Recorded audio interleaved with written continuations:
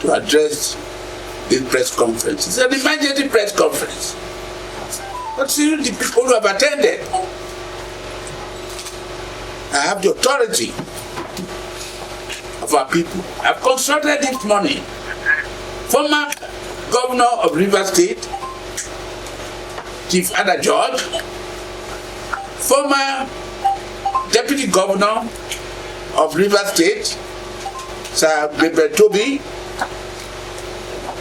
other leaders in Rivers State, including High Chief Saragbe, Ms. Antio Briggs, and others. And they've already sent to me a copy of the resolution which they took on Sunday 17th of this month in Port Harcourt.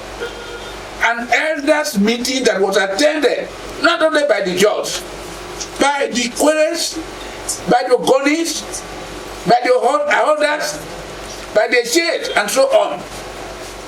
Mainly to say that there should be peace and order in Rivers State.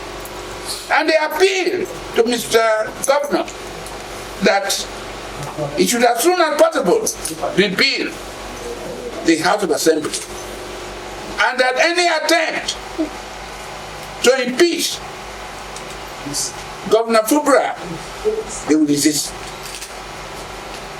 And appeal to the youths to maintain peace, but it's a battle we must fight to the end. And so with the authority, they've asked that I should hold this press conference. They are listening in Port Harcourt. And they said at the end of this press conference, they are meeting at 3 o'clock today to endorse it and give further directive to the government as what to do. I was shocked when I saw these things written. Governor, President TINUBU is a Democrat. And I've seen him to be one. On the 26th of November also, the Supreme Court took a decision that confirming his position as President of Nigeria and Commander-in-Chief of the Armed Forces. We congratulated him at a meeting of Southern and Middle Belt Forum, attended by prominent retired military officers like Major General Lawrence Onoja, General Bamayi, and General Blackwood. We took that decision, and that we would send a delegation later to meet with President TINUBU, that we are supporting him because the court has decided. But today, he has dampened our aspiration. What would Wike do for him? Who is Wike? This is a man who has been the architect of the madness in politics in Rivers State. They started with Dele, Governor Dele. When he was chief of staff, they disgraced him out of office. Today, Wike is spending Rivers State money in trying to appease Governor Odili. The same Wike, when he was appointed by President Jonathan, there was a disagreement between the governor of Rivers State, Rotimi Amechi, and the president's wife, the first lady, President Jonathan. And Wike was behind it. Thereafter,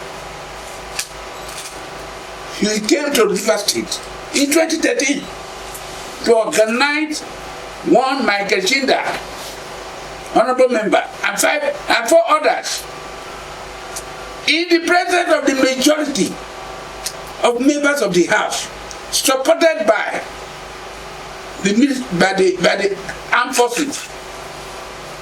They drove out the majority members. 5 of them passed a resolution trying to impeach Right Honorable Amakli, who was the Speaker of the House, and eventually to do the same thing to Amechi. They ran away and came later with Amechi himself, courageous man, and took over the House. And as a result, he closed the House for 1 year and closed the judiciary for another 1 year. Jonathan, being a man who believed in the law, in the Constitution, could not react to support Wike again, because under the Constitution of Nigeria, 1999, as amended, Section 5, subsection 2, says that the state governments are autonomous and not a subsidiary to the federal government. Section 5.1 gave Mr. President power over other things, but no power to be extended to the states. But today, because President TINUBU wants to please Nyesom Wike, who is he? He has now decided to hand over the leadership, the political leadership of Rivers State to Wike. It is unacceptable to the people of Rivers State.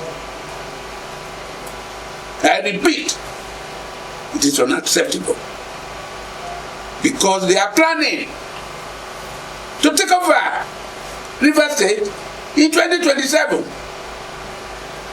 under APC. I wouldn't be surprised if tomorrow they will coerce, intimidate Fubara to join APC in order to make Rivers State an APC state. God forbid, it will not happen. Rather, Fubara in his own interest, because to go with them is a betrayal of Rivers people who voted for him. Particularly the Ijaw tribe, who are standing behind him. I've got information from Rivers State that 8-point program decision was failed because it was not signed by former Governor Odili, Peter Odili, and Fubara himself. They rejected it. How they came into signing it, nobody knows. I think this will be investigated by us. But just now, I'm appealing on behalf of our people to our dear son, Governor Fubara, to stand firm that the President of Nigeria has no authority over him. President was elected, he too was elected with various powers. President to rule Nigeria, Fubara to rule Rivers State. This has been decided by the Supreme Court in various cases, particularly between President TINUBU and President Obasanjo in those days when TINUBU was the governor of Lagos State. Why has he now changed? So, ladies and gentlemen, you have seen what I have said, written down. TINUBU should respect the Constitution of Nigeria, under which he sought an oath to uphold the Constitution. We still love him, we still believe in his leadership as President of Nigeria and Commander-in-Chief of the Armed Forces. But as free citizens of this country, we have a right to reject any of his obnoxious directives. Thank you and God bless you.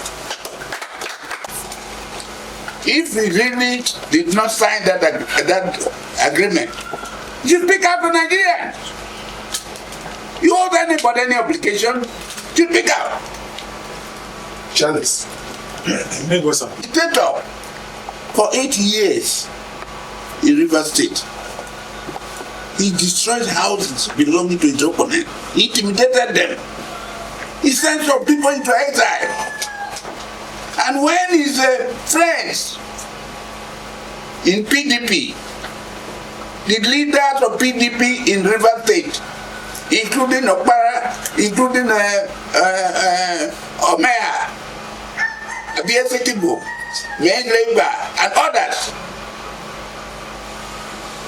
when they disagreed with him over this TINUBU, ATIKU Abubakar's views, he disgraced them, he silenced them, and both Dr. Abiyesekwu, who was this country's transport minister, and the member who was a senator of this country, where attempts was made on their life to kill them. And today, none of them can say anything. With all this trouble going on, have you heard from any of them? They are still being haunted by Wike. So my message to Wike is that you were nobody before. When you left the university as a lawyer, you became a charge and bail lawyer. Thereafter, you subsidized your income with collecting the revenue from motor parts until Amechi recommended you to Odili to become chairman of Obiakpo Local Government Council. That's what happened. In that position, he later became chief of staff in Amechi's government. In that position, both of them planned against Odili, who was master of Amechi. Amechi was the head boy to Dr. Peter Odili. And himself and Wike planned and disgraced Peter Odili out of office. They instituted an inquiry against him. But today, the same Wike, in his contradicting actions, political action, is now promoting Dr. Odili. He has forgotten what he did to the man. The same Odili, in his position as chief of staff, was plotting against his boss, Amechi. He wanted to be the next governor. And as a result, when Amechi said this, he recommended him for appointment as minister to President Jonathan.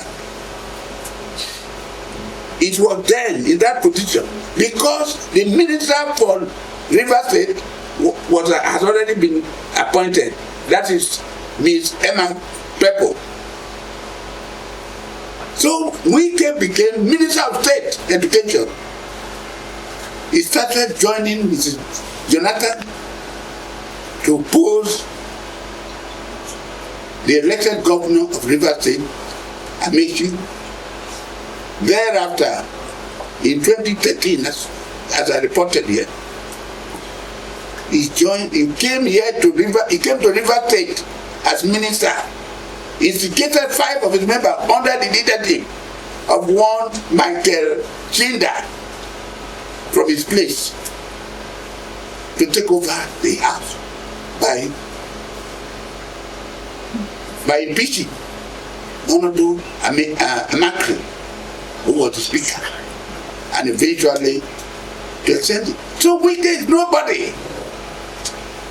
People should learn from their own history. It's only in Nigeria. Once you become a governor, you have become the first nobility in your family. Your father who died 25 years ago, this is the time you want to bury him, give him a state burial, second burial. They become oppressive dictator. That is the character of Wike. So when you ask me, what do I have to say about Wike? Wike is nobody. And I've objected to him for the past 8 years. I refused to talk to him when he was governor. So I don't owe Wike anything because he's Mr. Nobody. TINUBU can promote him to whatever you want to promote him. To quote the dictum of my old headmaster in 1950, Deborah, he said, "Monkey going grand." He can't be the same monkey. Monkey. Thank you. Thank you.